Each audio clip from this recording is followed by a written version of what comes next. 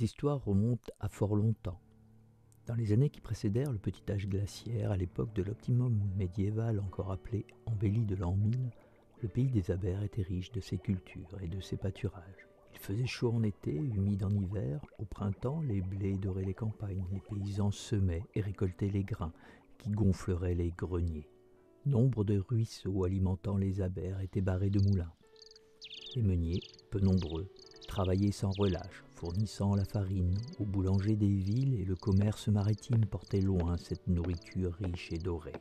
Dès les premières moissons, les paysans affluaient aux moulins. Les meules de pierre broyaient alors le grain. Les grandes roues à aubes entraînant les engrenages de bois étaient mues par le courant des petits ruisseaux descendant dans les Abers.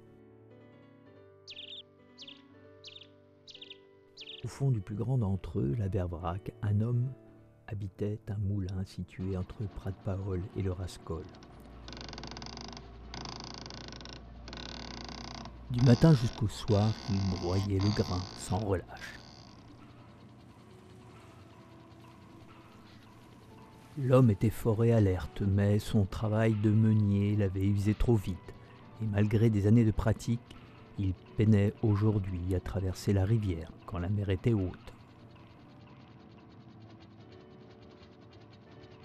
Plus jeune, plein d'énergie, il avait construit un barrage de pierre, un gué qui, à marée basse, lui permettait de traverser la rivière. Mais par gros coefficient, quand la mer remontait loin dans la baie, les pierres étaient basculées par le fort courant et son ouvrage régulièrement détruit.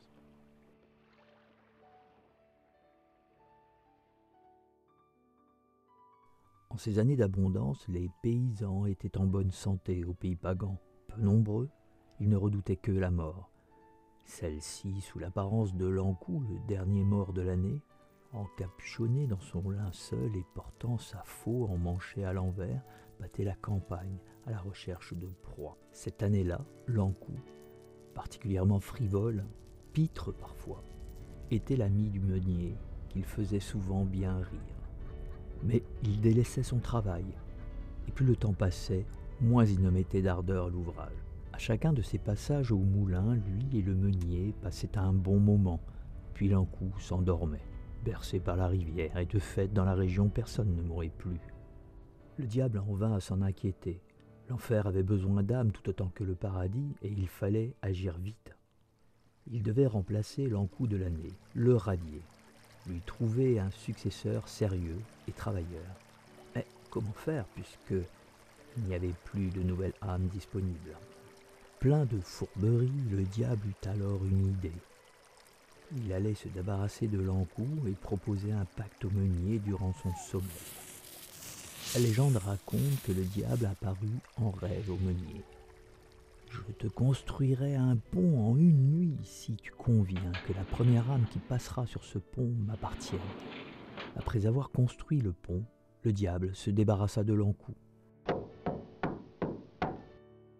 Au petit matin, le meunier fut surpris en voyant le pont construit. Le diable s'affairait sur son œuvre et y mettait encore la dernière main, un grand coup de pelle pour consolider l'ouvrage. Le meunier, se souvenant de son rêve, se chargea les épaules d'un grand sac de farine et y enferma le chat. Au milieu du pont, le diable, l'apercevant, se frotte les mains de satisfaction. « L'âme du meunier est à moi, pense-t-il. »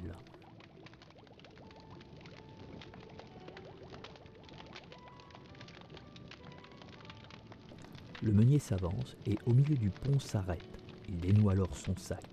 Le chat s'en échappe et file droit en direction du diable. Le diable comprend qu'il n'aura que l'âme du chat et est furieux, détruit l'ouvrage. Le bruit s'entendit jusqu'à Prat-Paol et réveilla Paul Aurélien. Le moine inquiet accourut au moulin.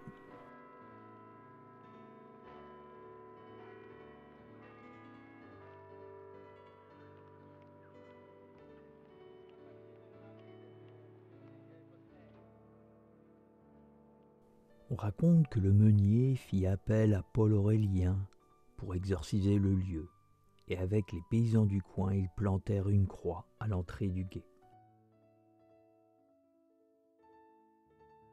Pour remercier le saint, le meunier offrit à Paul Aurélien son chat, ignorant que son âme était toujours au diable.